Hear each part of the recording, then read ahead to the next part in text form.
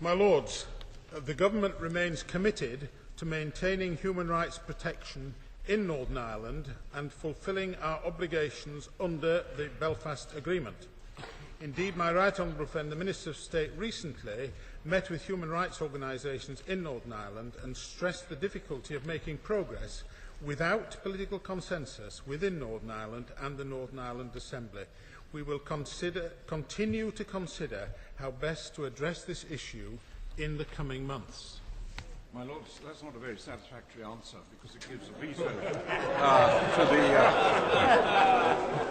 to the Stormont parties, and it is not their prerogative to exercise that veto. Is it, what my noble friend said, is it the agreed policy of the coalition? And if it is, which Lib Dem ministers participated and concurred in that agreement?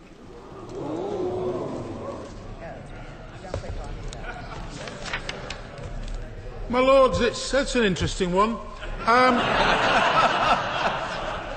Can I just say this? I'm not the minister. I'm the whip. You see? No. Let it be quite clear. I am the whip, and there are two ministers. There are two ministers in the House of Commons, and you will find that throughout government, because of numbers, and you remember we had the general election, and the numbers of members of Parliament were rather different. So, in terms of the coalition agreement, the numbers of members of the Liberal Democrat Party that became ministers were rather fewer than those who were Conservatives. However, I have to say that his noble friend and mine, Nick Clegg, the Deputy Prime Minister, had a 3-day visit in October to Northern Ireland. I myself had a 3-day visit. I do endeavour to try to influence events, even though I'm not a minister, and therefore I hope that I can have a degree of success in that. Can I also say that alongside him, as the Liberal Democrat backbench co-chair for Northern Ireland, there has recently been appointed Mr Stephen Lloyd MP for Eastbourne, who is going to serve as the House of Commons co-chair alongside my noble friend.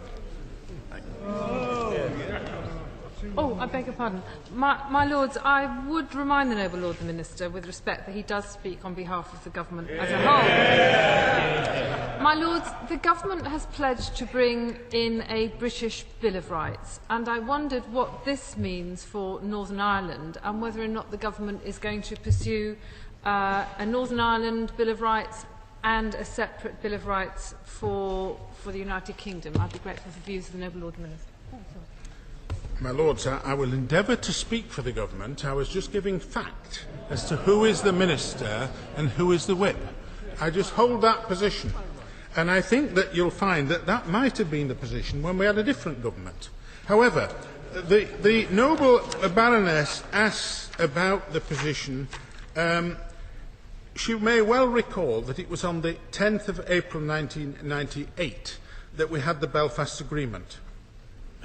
In that agreement, it was agreed that there would be an assembly which would have full legislative and executive authority for the 6 Northern Ireland government departments. Furthermore, it was agreed that the European Convention of Human Rights would be embraced in any Bill of Rights for Northern Ireland supplementing it. Now, of course, there has been now 13 years since the Belfast Agreement. And things don't stop still. We did get a Human Rights Act in December 1998. The devolved Assembly has these powers. And there are, from time to time, occasions when legislative consent motions are required. And on the 16th of February, if you want the answer, you can have it. The Prime Minister announced that there would be a group of people put together for a Human Rights Act for Britain. Therefore, that which is in the Belfast Agreement has got to embrace those other 3 factors. My Lords, can the noble Minister Lord the Minister confirmed that the Belfast Agreement brought benefits to the peoples of both states in the island of Ireland? And can he recall that in that agreement there were obligations on the Dublin government to create a Human Rights Commission, to ratify the Council of Europe Convention on National Minorities, to legislate for employment equality, and to legislate for respect of the different traditions in the island? Can he confirm if any of these 4 requirements have been honoured yet by the Dublin government, and those which have not been honoured, will he make representations to the new government elected in the south of Ireland a few weeks ago? My Lords, as I indicated earlier, I'll do my best to speak for this government.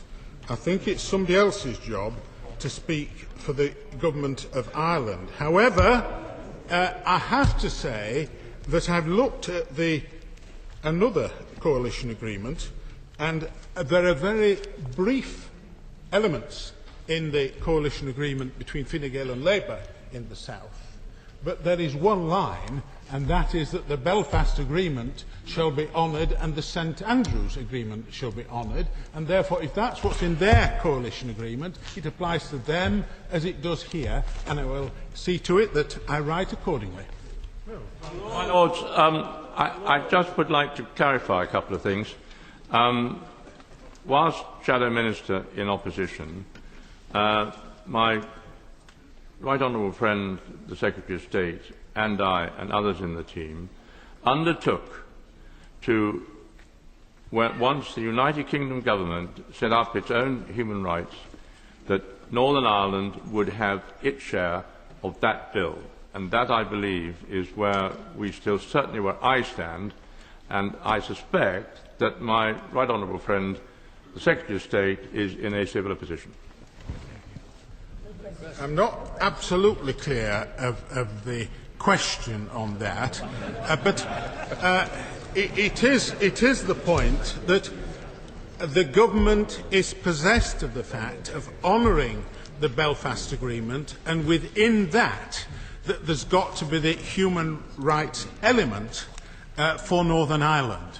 And what is not absolutely written in stone is that has to be something very, very separate. My Lords, will the Minister care to comment on the reality that actually the Belfast Agreement does not impose an obligation on the government to legislate on this human rights question?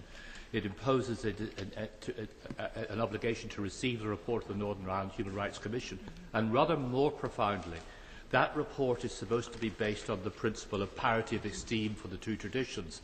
That is explicitly said in the Belfast Agreement. The Northern Ireland Assembly has in fact rejected the idea that it is so based at this stage. So is it not the case at this stage it is for those who believe in human rights legislation to carry on the argument in Northern Ireland with the Northern Ireland Assembly to see if minds can be changed? It certainly is. There has been a vote of the Northern Ireland Assembly by 46 votes to 42 that they didn't want separate human rights legislation. It may well be, I do believe, that there is an election. And it may well be that following that election things may change. And if following that a united front came from Northern Ireland Assembly people that this is what they wanted, well obviously the British government would take due notice. Lord Crocott. Lords, I beg leave to ask a question standing in my name on the order paper. My Lords, the Government confirms that it has no plans to remove the peerage from those in receipt of that honour. My Lords, that's a very, very welcome answer to the question. I'm almost at a loss for words. I really am. But I'm so much at a loss. I do want to have it read. He's actually saying that everyone currently a life peer will remain a peer for life. Now, if he's saying that, I will suggest to him that he's getting himself out of an awful lot of difficulty. But if he's not saying that, he's looking very quizzical now. So perhaps I wasn't getting a straight answer to a straight question. So let me simply put it to him. It really would be a bit cynical, wouldn't it, if the same government, were to have created 119 new life peers since the general election, all of whom are making a terrific contribution to the work of this House, whilst at the same time, according to his interview with the Financial Times at any rate, planning to remove us and replace us with senators by 2015. And I simply suggest to him that given that there's so far been no agreement whatsoever on the powers and functions of any reformed second chamber, wouldn't the simple thing for him to do, and I imagine a relief to the government, to simply pick up the bill in the splendid House of Lords Reform Bill in the name of Lord Steele of Akewood and pick it up and take it forward as government policy? My Lords, I thought I'd